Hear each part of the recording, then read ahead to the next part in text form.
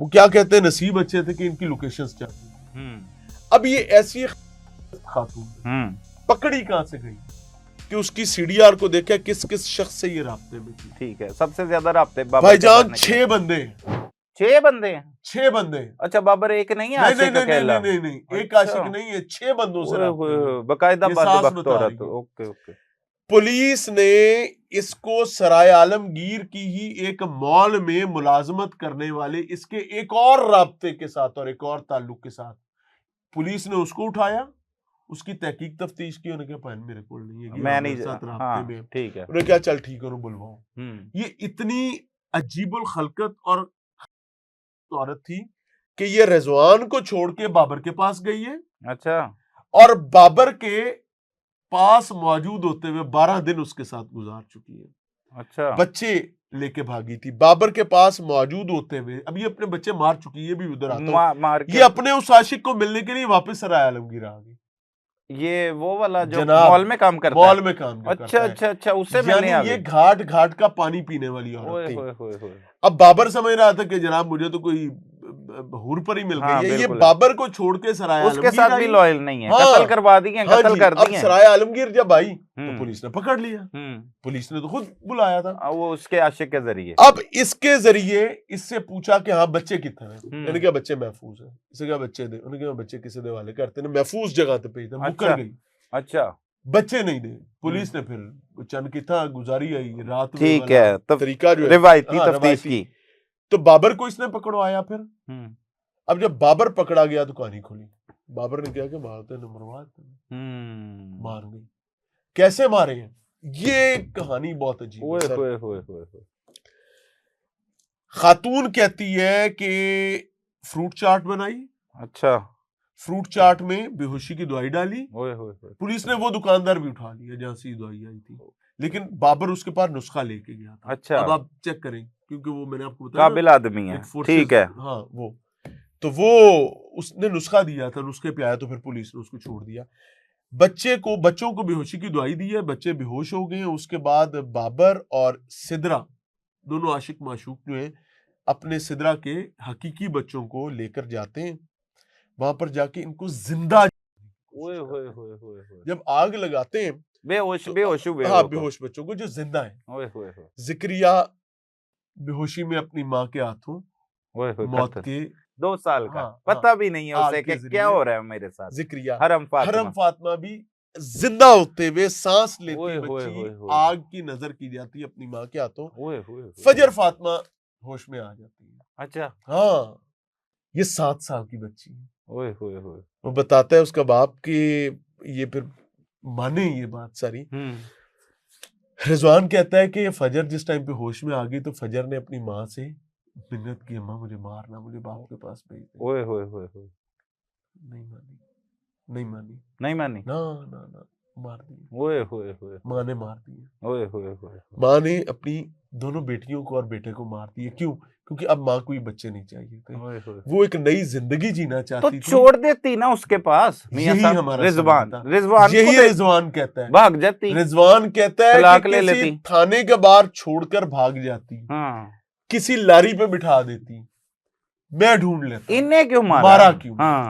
फिर यहाँ कहानी खत्म नहीं। इसने अपने बच्चे दफन भी नहीं किए। ये जो बात है ना कि बच्चे दफन कर देते, नहीं किए। अच्छा। क्योंकि एक बच्चे की टांग और बाजू जो है ना वो जंगली जानवर खा गए। ये जब डेड बॉडीज मिली है ना तो उनकी बॉडीज मुकम्मल नहीं मिली। इन्होंने वहां रेत यूं हटाई है थोड़ी सी और रेत के नीचे डाल के ऊपर रेत किया, यानी प्रॉपर दफन भी नहीं किया। पूरे नहीं दफन किया, बस ऊपर मिट्टी डाल रेत डाल के ना जान छुड़ा के मतलब दबा दिए रेत में। इसके बाद ये खातून भिंबर में 12 दिन अपने आशिक के साथ रही है।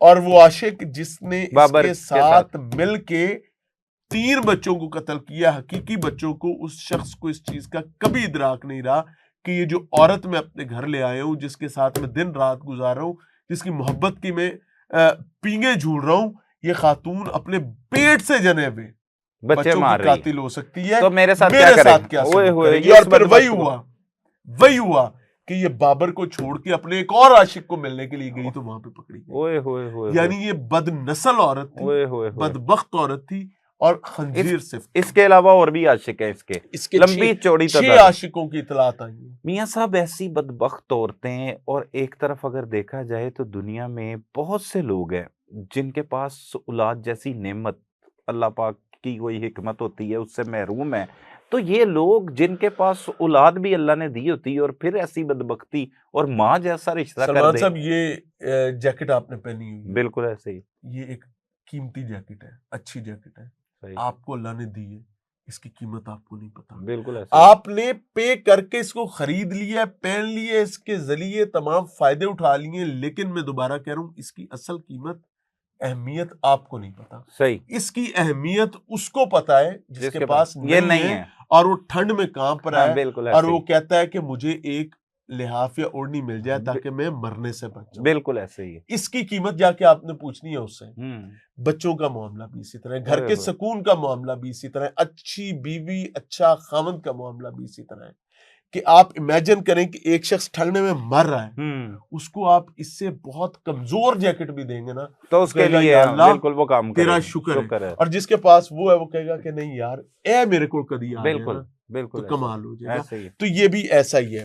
ये एक, अच्छा मैं आपको एक और चीज बताऊं, रिजवान मारा क्यों गया, रिजवान के बच्चे क्यों मारे गए, ये बात बहुत कीमती है, ये आज की सारी गुफ्तगू में सीखने की बात बिल्कुल ऐसे ही है। रिजवान को मालूम हो चुका था कि उसकी बीवी सिर्फ उसके साथ नहीं है, ठीक है, उसको उसकी इंटीमेशंस हो चुकी, बिल्कुल उसको उसके इशारे मिल चुके थे, बिल्कुल। रिजवान भी यहाँ पर कसूरवार, उसने उनको नजरअंदाज किया, उसने उन इशारों को मानने से इनकार किया, उसने कहा नहीं मेरे साथ नहीं हो सकता।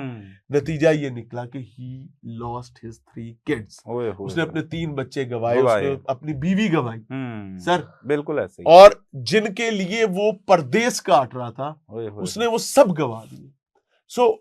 मुझे ये लगता है कि अगर अल्लाह ताला या कुदरत आपको निशानियां दे रहे हो तो निशानियों को समझ जाना चाहिए, उस पे फौरी तौर पर। एक औरत का बदबख्त होना पूरी नस्ल को नहीं कई नस्लों को तबाह कर बिल्कुल देती है। ऐसा ही है। मर्द की बदबख्ती भी अजियत लाती है, लेकिन औरत अगर बदबख्त हो जाए तो अल्लाह ही पनाह अता फरमाए। मियां साहब बड़ा ही अफसोसनाक, दिल दहला देने वाला वाकया है कि इसे सुन के दिल खून के आंसू होता है कि कोई माँ भी इतनी बदबख्त हो सकती है।